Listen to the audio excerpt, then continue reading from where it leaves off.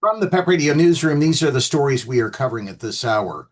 Two Washington, D.C. area statues commemorating the Confederacy will be restored and replaced in line with the president's pushback on recent efforts to reframe America's historical narrative. Defense Secretary Pete Hegseth announced Tuesday that a statue commemorating the Confederacy would be returned to Arlington National Cemetery.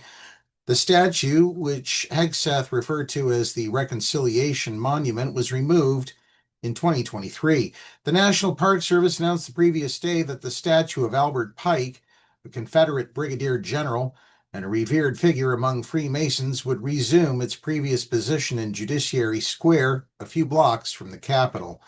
The only outdoor statue of a Confederate military leader in the city, it was pulled down with ropes and chains on Juneteenth in 2020 as part of a mass protest following the death of George Floyd at the hands of Minneapolis police.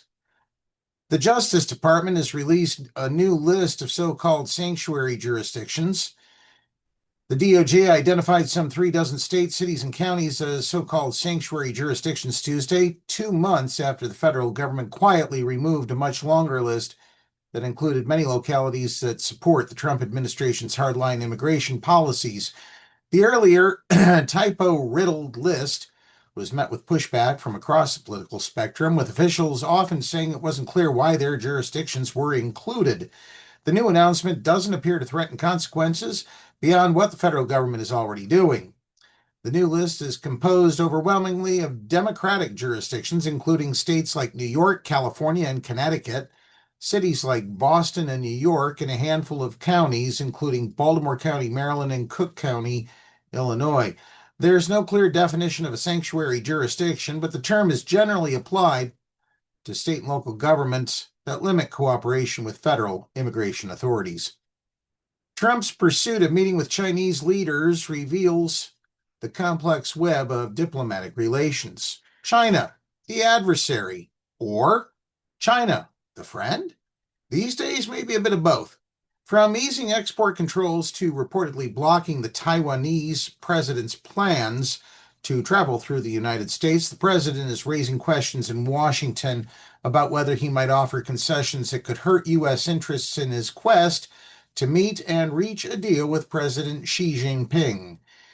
There is no firm plan for Trump and Xi to meet, but it's widely believed that the men must meet in person, likely in the fall, for the two governments to ink a trade deal, and some are worried that Xi is leveraging Trump's desire for more giveaways. Trump, on the other hand, says he knows nothing about Ghislaine Maxwell's prison transfer.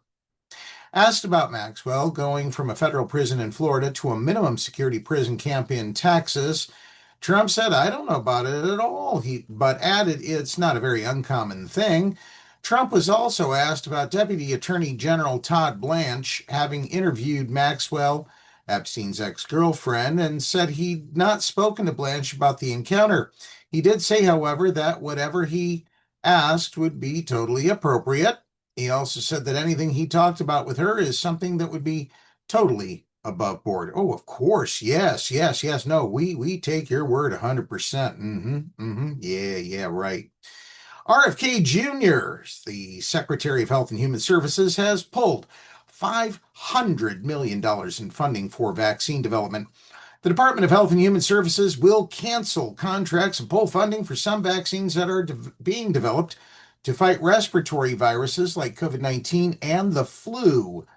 Robert F. Kennedy Jr., the health secretary and longtime vaccine critic, announced in a statement Tuesday that $500 million worth of vaccine development projects, all using mRNA technology, will be halted. The projects, 22 of them, are being led by some of the nation's leading pharmaceutical companies like Pfizer and Moderna. The mRNA vaccines are credited with slowing the 2020 coronavirus pandemic. Kennedy said in the Tuesday statement that he wants the health department to move away from mRNA vaccines, calling on the department to start investing in better solutions. He provided no details on what those technologies might be. Of course not. He has no degree in medical science. He has no degree in biology. He has no degree in physiology. He is not a licensed physician in any state. He has no doggone clue what he's talking about in terms of medicine, unless he read it on Wikipedia and or on some moron website cooked up by QAnon.